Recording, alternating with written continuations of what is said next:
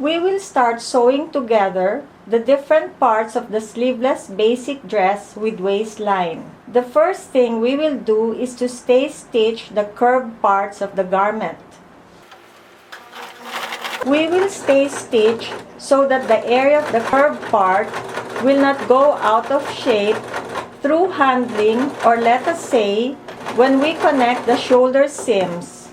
The area of the curved part of the neckline may stretch because of the weight of the garment parts when sewn together.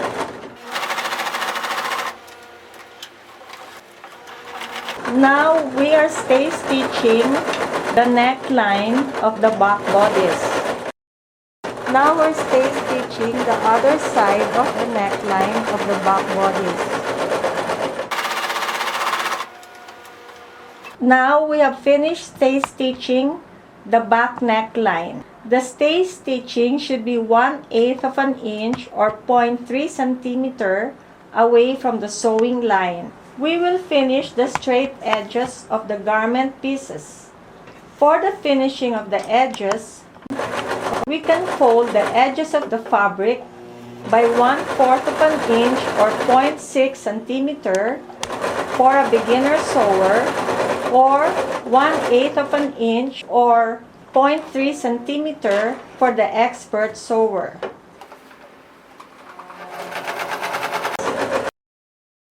We started the finishing with the sewing allowance for the shoulders of the front bodice. Now we're finishing the sewing allowance for the side seam of the front bodice.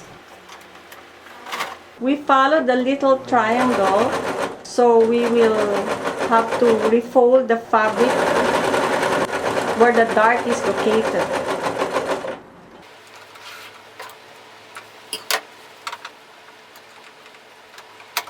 Okay, we're finishing the sewing allowance of the other side of the side seam of the front bodice.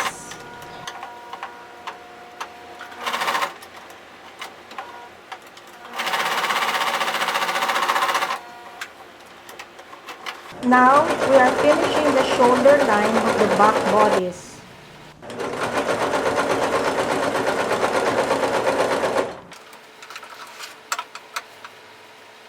Then we continue with the sewing allowance for the side seam of the back bodice.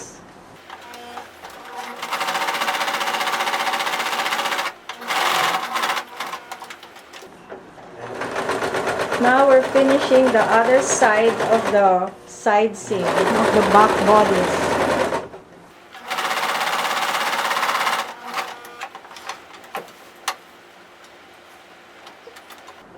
Now we're finishing the shoulder line. We need not finish the edge of the zipper allowance because we use the selvage of the fabric. We are relining the sewing line with the tailor's chalk so that the sewing line is more visible to you. Now we will sew the dart lines together. We start with pinning the bigger dart area together and then the end of the dart. Then we pin the inside area of the dart. If you notice, the pins are on the right side of the sewer because she is right-handed. We lock stitch the edge of the dart.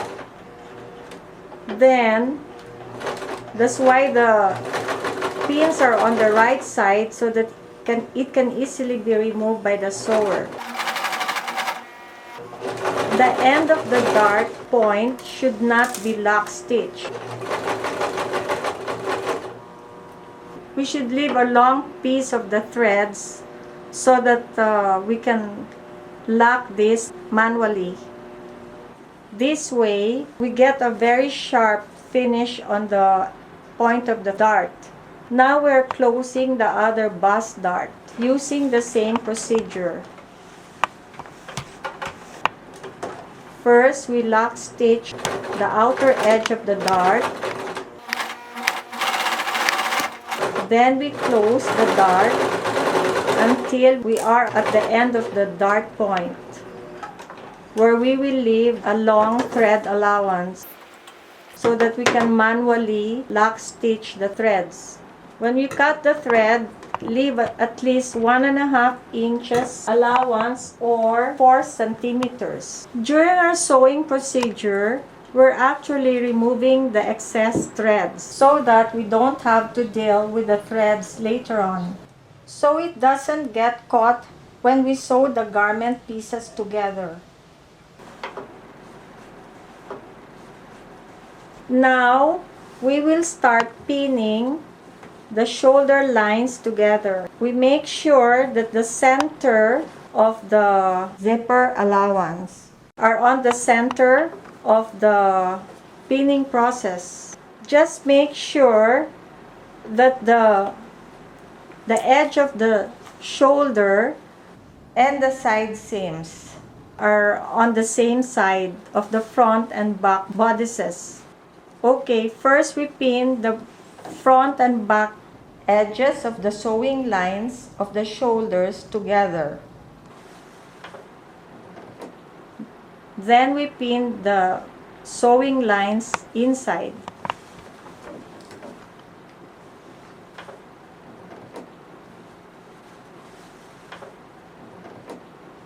As you can see, we're also pinning the sewing lines of the other shoulder lines together.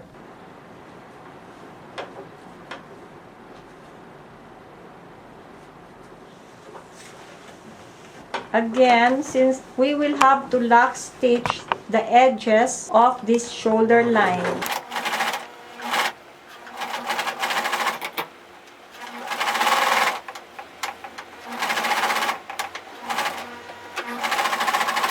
Here, we're also lock stitching the other end of the shoulder line. Before sewing the two garment pieces together, it is best to pass your left hand under the other piece of garment so that you're sure that it is not folded and be sewn together with the side seam. Make sure that the garment under is flat.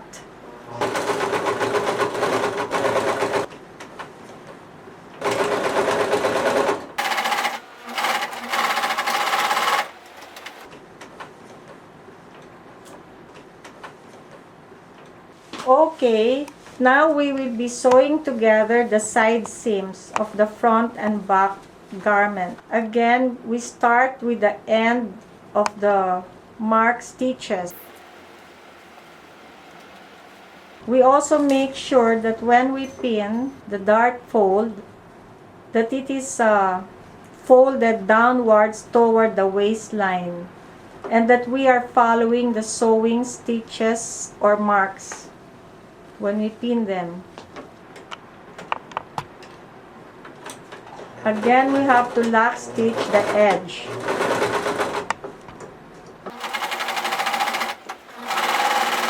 Now we are pinning the other side of the side seams of the front and back bodices. Okay, make sure that the fold of the dart is facing the waistline or downwards.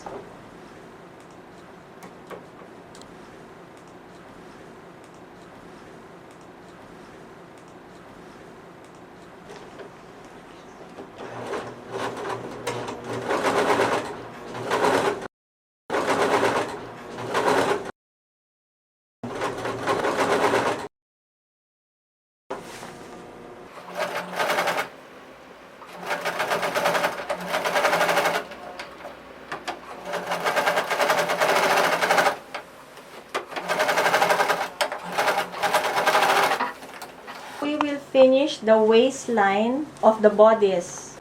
Now we have to finish the sewing allowance of the waistline by folding the edge 1/4 of an inch or 0.6 of a centimeter.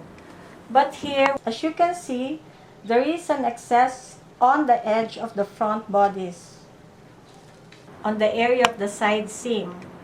The important thing is that the end of the waistline or the edge of the waistline on the front bodice and on the back bodice are actually aligned on the side seam and on the waistline.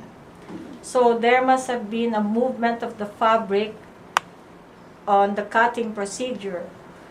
We can just correct this by marking the excess and cutting it out. Like here, the excess is this much. So we will just mark the excess of the front bodice, and we will line this and cut out the excess.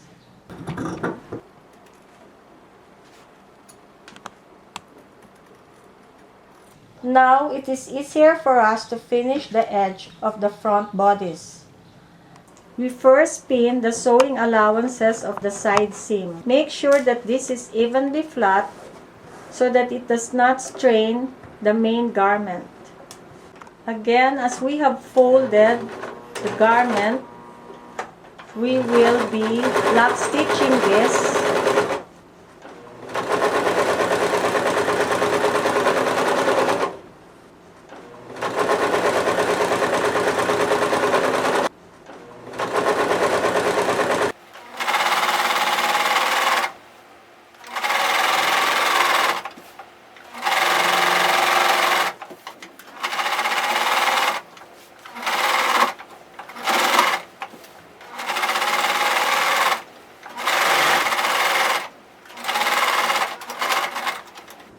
Okay, we've done the finishing of the sewing allowance of the waistline of the bodice. Now we will be connecting the neckline facings. We make sure that the center back of both the two pieces of the back neck facing are facing together, so that we are certain that we will be connecting the shoulder lines together. If you notice, we have actually marked the center back. Now to pin this together, both the front and back neckline facing should have the right side of the fabric facing each other. We pin from the wrong side of the facing.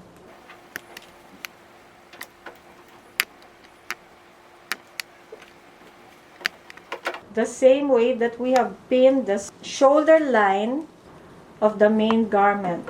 We pin from the wrong side.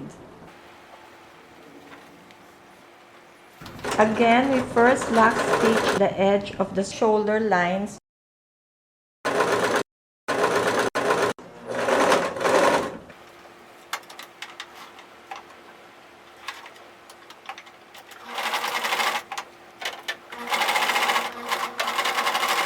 As this was folded, there's an excess of the shoulder line allowance. This can be remedied at once by just cutting this.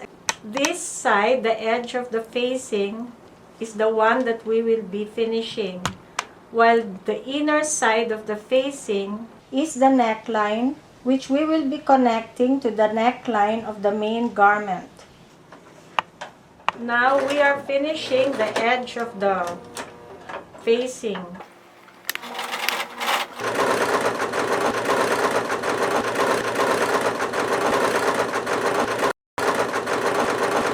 Using the same procedure that we used for the other parts of the garment.